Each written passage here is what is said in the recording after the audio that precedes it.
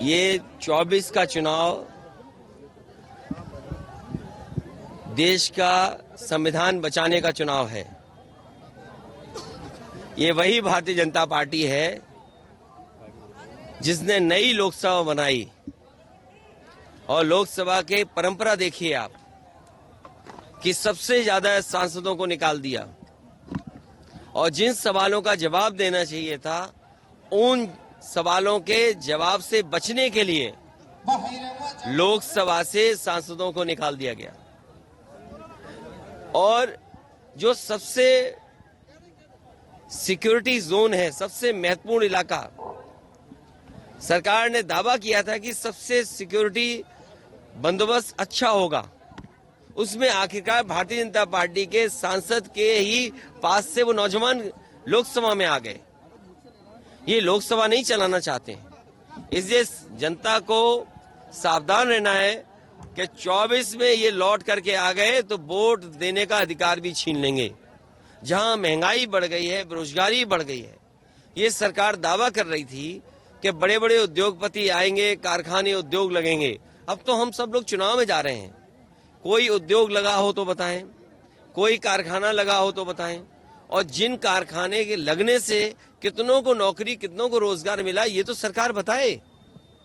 इसी जिले में समाजवादी सरकार में उत्तर प्रदेश का सबसे बड़ा बिजली का कारखाना लगना शुरू हुआ, आज तक पूरा नहीं हो पाया।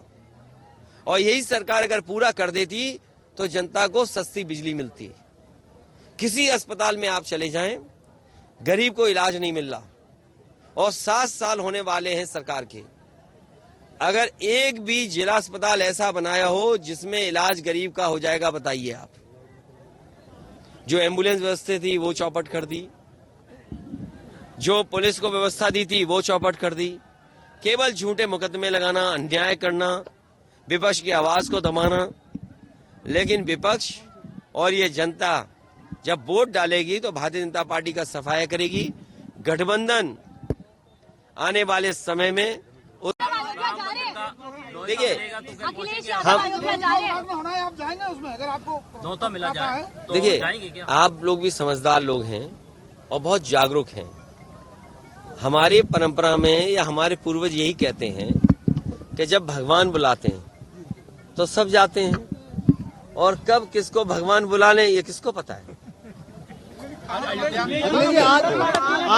अगर ये बात गलत हो तो बताओ। आज अयोध्या ना आए, अपने घर पे ही दीपक जलाएं, ये पीएम का बयान है। नहीं, देखिए, लोग अयोध्या जाएंगे, लोग भगवान श्री राम के दर्शन करने जाएंगे, भगवान श्री राम जी के परिवार जो है उनका दर्शन करेंगे, तो लोग तो जाएंगे।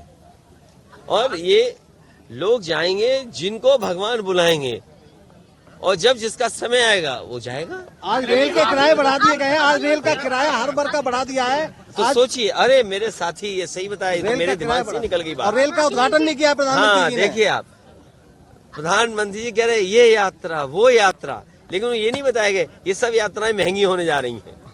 उन्होंने पूरे देश की यात्राएं बताई कि ये यात्रा यहाँ की सबरीमलाई की यात्रा, अरुणाचल की यात्रा, 14 कोसी यात्रा, आपके कलकत्ता के लोग आएंगे, रामेश्वरम से लोग आएंगे, सब यात्राएं उन्होंने बताई। लेकिन उन्होंने ये नहीं बताया यात्रा आने में आपको कितना खर्चा बढ़ जाएगा। और फिर आप बताइए, चाय महंगी होगी कि नहीं होगी महंगी,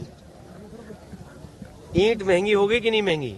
आज ईंट की कीमत क्या है और चाय कितनी महंगी हो गई। महंगाई चरम सीमा पर है, लोगों के हाथ में नौकरी रोजगार नहीं है। लोग नौकरी रोजगार न मांगे इसलिए ये सब कार्यक्रम हो रहे हैं। अखिलेश जी, यात्रा की बात हो रही है तो राहुल गांधी न्याय यात्रा करने जा रहे हैं। देखिए, चुनाव के समय हर व्यक्ति यात्रा करता है या कार्यक्रम करता है, और ये कार्यक्रम इसी तरह चलते हैं पॉलिटिकल पार्टीज के। जब यात्रा पहुंचेगी तो अखिलेश यादव साथ होंगे। जो वही बोलते हैं, उसको क्या कहेंगे आप? देखिए, जो स्क्रिप्टेड हैं, स्क्रिप्टेड लीडर और मेकअप लीडर अगर सबसे ज्यादा कहीं है तो वो भारतीय जनता पार्टी में। विपक्ष की तरफ से प्रधानमंत्री का चेहरा कौन है ये अभी स्पष्ट नहीं हुआ। हमारे पास इतनी चॉइस है कि जिसमें आप लोग नहीं जाएंगे, और फिर जिस कॉफिन में जो शहीद आया था, कहा गया ये कॉफिन नहीं खोला जाएगा, तो सोचिए हम इतने कमजोर दिखाई दे रहे हैं।